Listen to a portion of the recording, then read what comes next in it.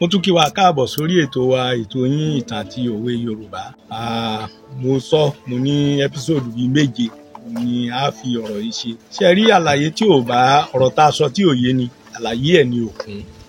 Ọmọ tá a sì lù tí ó dẹjọ́, ẹ jẹ́ kúkú lù ká lù pa. Mo dúpẹ́ lọ́wọ́ gbogbo ẹ̀yin tí ẹ̀ ń pè, ẹ̀yin tẹ́ ń gbìyànjú láti bá wa dá sí, ẹ̀yin tẹ́ ń béèrè, ẹ̀yin náà wo bí tí a ti ń ṣètò yìí. Tá a bá rí stúdíò tó ṣe níwọ̀nba, yóò ṣe jù báyìí lọ. Ìtàn pọ̀ ńlẹ̀, ọ̀nà pọ̀.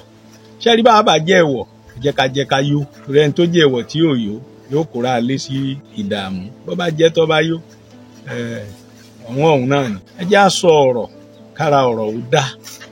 Lónìí a tún tẹ̀síwájú. Bàbá wa Olúwo kábíyèsí, kádé ó pẹ́ lórí kí bàtà ó pẹ́ lẹ́sẹ̀. Wọn ò kọ́ èmi láti máa búyàn rárá. Tẹ́ bá sì wo ìwà bàbá wa Ọọ̀ni Adéyẹyè ẹni ìtàn Ògúnwùsì, bàbá jẹ́ ẹni tó ní ìrẹ̀lẹ̀ púpọ̀. Wọ́n ní ìrẹ̀lẹ̀ púpọ̀. Kí bàbá tó lóho fún yàn, a dájú wípé bàbá ju ẹni ọ̀n lọ púpọ̀. Àwọn tí wọ́n ń ṣiṣẹ́ lábẹ́ bàbá pàápàá, ọ̀pọ̀lọpọ̀ wọn bó ti jẹ́ pé bàbá ni olórí. Torí èmi ò mọ oyè tí èèyàn tún lè jẹ lẹ́yìn Ọọ̀ni. Béèyàn gun ẹṣin tó jẹ ààrẹ, ó máa sọ̀kalẹ̀. Ikú ní bọ́ bàtà lẹ́sẹ̀ adìẹ lọ̀rọ̀ Ọọ̀ni. Ẹ̀yin tí ẹ̀ ń fèsì, mo dúpẹ́ lọ́wọ́ Ọlọ́run fún yín. Ẹ jẹ́ ká máa rántí pé adé Yorùbá ni bàbá wa Olúwo ni wọ́n dé. Ká sì máa fi ọ̀wọ̀ orí adé ká máa fi wọ̀ wọ́n. Ọ̀rẹ́ mi só, èmi náà só, olóòórùn ó di méjì o. Ó sì débi òkú ìkà, ó ń ta ń pa ìkànnìwọ náà.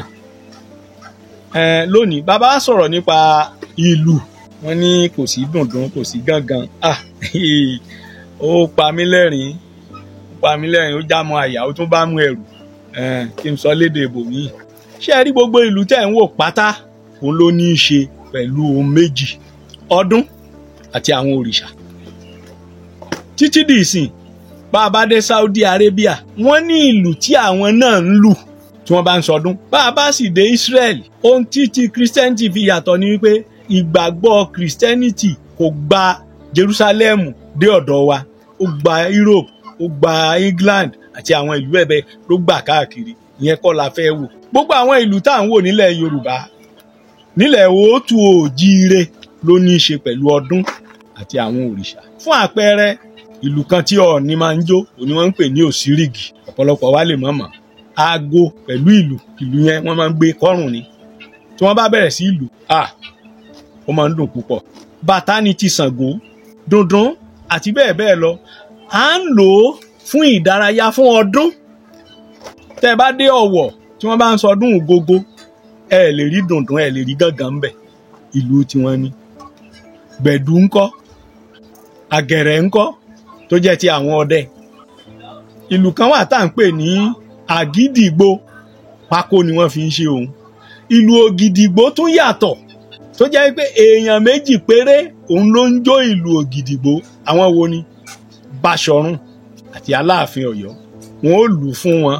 Ó ní bí oníkálùkù ti ń gbé ẹsẹ̀, tí wọn ò sì gbọ́dọ̀ sí ẹsẹ̀ gbé. Ọ̀rọ̀ ìlú lúlù ní ilẹ̀ òótù òjíire ó ju bí bàbá ti sọ lọ. A sì tún sọ̀rọ̀ nípa èdè. Mo lọ sí Kogi, wọ́n ń pe ìlú kan ní Ọbájánà. Ibẹ̀ ni mo ti gbọ́ Ògìdì Ifẹ̀. Mẹ́ra, Háníbe, Mẹ́ra. Kogi sí Ilé Ifẹ̀ tí ọkọ̀ bá lè rìn dáadáa, ní Kàbà, Ìjẹ̀jìkù àti bẹ́ẹ̀, tọkọ̀ bá lè rìn dáadáa, wákàtí 7, wákàtí 9 ni. Wọ́n sì ń sọ èdè Ifẹ̀ ńbẹ̀. Àwa tí a bá fetí sí èdè àwọn Màhín, Ugbo, èmi ò sọ̀rọ̀, èmi sọ pé Ìgbò lèmi mọ Ìgbò sí, èmi ò mọ Ìgbò ní Ìgbò. Of recent ni wọ́n ń jẹ́ Ìgbò. Èdè Ìgbò, ẹ fetí sí, ẹ̀yin tẹ́ ẹ bá mọ ohùn Ifẹ̀, ẹ rí ohùn Ifẹ̀ ńbẹ̀.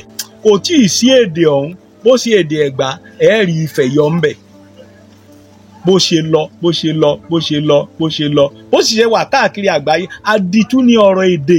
Ọ̀dà bẹ́ẹ̀ bá wí bẹ́ẹ̀, mélòó nínú èdè Ìwó ló bá tèkìtì mu? Tẹ́ bá sọ wípé Ìwó ni orísun, mélòó nínú èdè Ìwó ló bá ti Ẹdó mu? mélòó ni if kódà bá ti ṣe ń sọ yìí èdè Ìwó sì yàtọ̀ sí èdè Ọ̀yọ́. Báwa bá wí níbi a sọ wípé Ọ̀rànmíyàn, tí wọ́n bá máa pè ní Ọ̀yọ́ wọn ní pè ní Ọ̀rànmíyàn, a ní Ọ̀rànyàn. Táwọn ò bá wí a sọ pé Báṣọ̀run, tí wọ́n bá máa sọ pé ní Ìwó wọ́n á pè Báṣọ̀run, ní Ọ̀yọ́ wọ́n á ní Ọ̀ṣọ̀run àti bẹ́ẹ̀ bẹ́ẹ̀ lọ. Ó yàtọ̀ síra. Táwọn ò bá wí a sọ pé Báṣọ̀run, tí wọ́n bá máa sọ pé ní Ìwó wọ́n á pè Báṣọ̀run, ní Ọ̀yọ́ wọ́n á ní Ọ̀ṣọ̀run àti bẹ́ẹ̀ bẹ́ẹ̀ lọ. Ó yàtọ̀ síra. Ìlú ó dúró lórí ohun méjì, ó dúró lórí ọdún, ó sì dúró lórí àwọn òrìṣà. Bá a bá dé church, ó ní ìlù tí wọ́n ń lù fún Jésù. Tá a bá sì dé àárín àwọn mùsùlùmí, ó ní ìlù, àwọn náà ní ìlù, mi ò mọ orúkọ ìlù yẹn. Tí wọ́n bá ń lù, tí wọ́n bá ń jó, ó dùn púpọ̀. Wọ́n á sì máa kọrin tiwọn náà sí. Wọ́n sì mọ bí wọ́n ṣe ń gbé ẹ̀jẹ̀ ijó. Ohun tó ní kálukú bá ti gbà, ẹ jẹ́ ká gbà bẹ́ẹ̀. Torí pé bá a bá kíyèsí, bí àwa ò bá sì ṣọ́ra, ó ṣeé ṣe tí ogun ẹ̀sìn ó bá wọ ilẹ̀ Yorùbá, ó jẹ́ pé Ìwó ni ó gbà wọlé. Bàbá kan wà ńbẹ̀, tá a bá lè sòótọ́ ọ̀rọ̀ níbi tá a bá dé yìí. Ẹ wo nǹkan tó ń ṣẹlẹ̀ káàkiri. Ilẹ̀ Yorùbá ló peaceful, ló ní àlàáfíà jù o. Tẹ́ bá dókè Ọya ní ìsìn kò sálàáfíà láti bí 20 ọdún. Nílẹ̀ àwọn Ìgbò, Ọlọ́run á pàṣẹ àlàáfíà sí gbogbo àwọn ibi tá à ń wí yìí o. Ṣùgbọ́n nílẹ̀ Yorùbá ẹ jẹ́ ká kíyèsára. Bí wọ́n bá jà ní Pakistan, Ìwó ni wọ́n ó ti máa gbé fúláàgì. Kò sí síntà nítorí ẹ̀ ṣe. Àlùgbàlà ológìnní ni, ọgbọ́n àti kẹran jẹ ni. Mo ń bira mi léèrè, mo sì ń bi ọ̀rẹ́ mi kan léèrè. Ǹjẹ́ àti ẹ̀rí ọba mìíràn tó lọ sí Mẹ́kà, tó lọ sí Saudi yàtọ̀ sí kábíyèsí Olúwo? Àrí bàbá lọ́hùn tí wọ́n ṣí orílẹ̀. Bẹ́ẹ̀ bá tiẹ̀ ṣí orílẹ̀ lọ́hùn, ká ní gẹ́gẹ́ bí àṣà wọn ni pé kẹ́ ẹ ṣí orílẹ̀. Kí làbùrọ̀ ya fọ́tò? Kí ló dé? Ní alágẹmọ kú sórí ewé, ọ̀la alágẹmọ kú sórí ewé. Lójú ò bá ta láàmú, ojú ń ta alágẹmọ. Kábíyèsí, tọ̀wọ̀tọ̀wọ̀ ni mo fi kí orí adé. Ẹ jọ̀ọ́, bàbá ti dàgbà kọjá àbàǹtẹ̀ onírù, ọmọ ẹni là á bọ́ fún. Mo dúpẹ́ lọ́wọ́ gbogbo ẹ̀yin tẹ́ ẹ dìde láti sọ̀rọ̀. Mo jẹ́rìí bàbá o, ẹni ìtàn Ògúnwùsì kò ní dáhùn. Ohun tó wà níwájú bàbá jù yẹn lọ. Àti pé kó àgbà láti ẹ̀ bá gbà ẹgbẹ́ ń bíbo láti ibo síbo. Gbogbo ẹ̀yin tẹ́ ẹ sọ̀rọ̀, aṣọ àpọ́nlé yín ò ní fàya o. Ó sì tún bẹ bàbá wa ẹni ìtàn Ògúnwùsì ní ìlówó. Ẹ̀mí ágùn bàbá.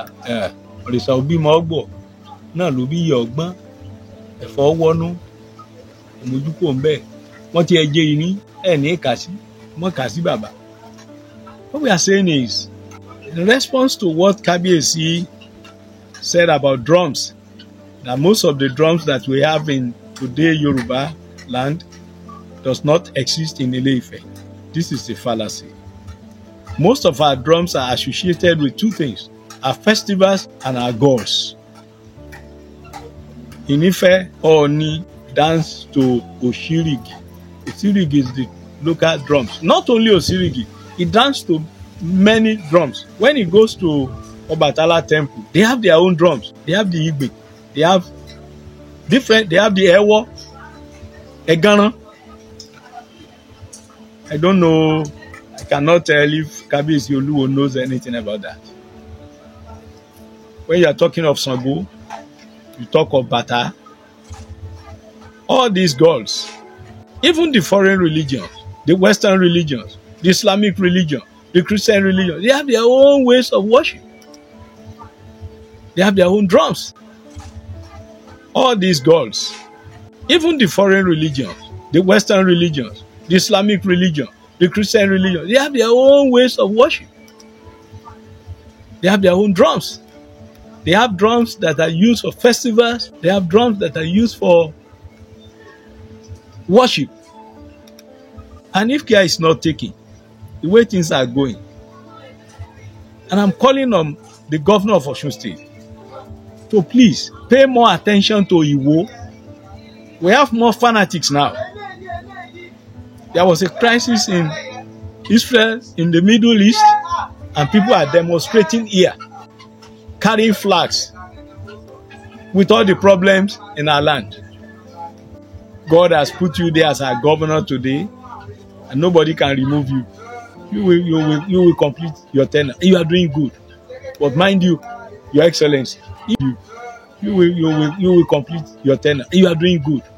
But mind you, Your Excellency, if there is crisis, the money you supposed to spend on development will be spent on security and taking care of people.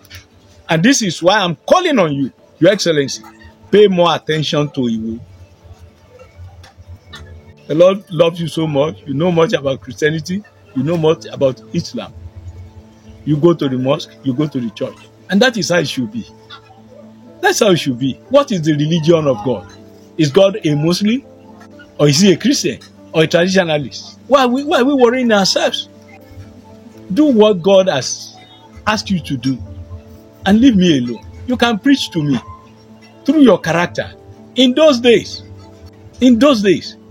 people get converted when they see the attitude, the character of people, the adherent of religion. It is through their characters that they join those religions, not through violence. It is well with us. Thank you so much.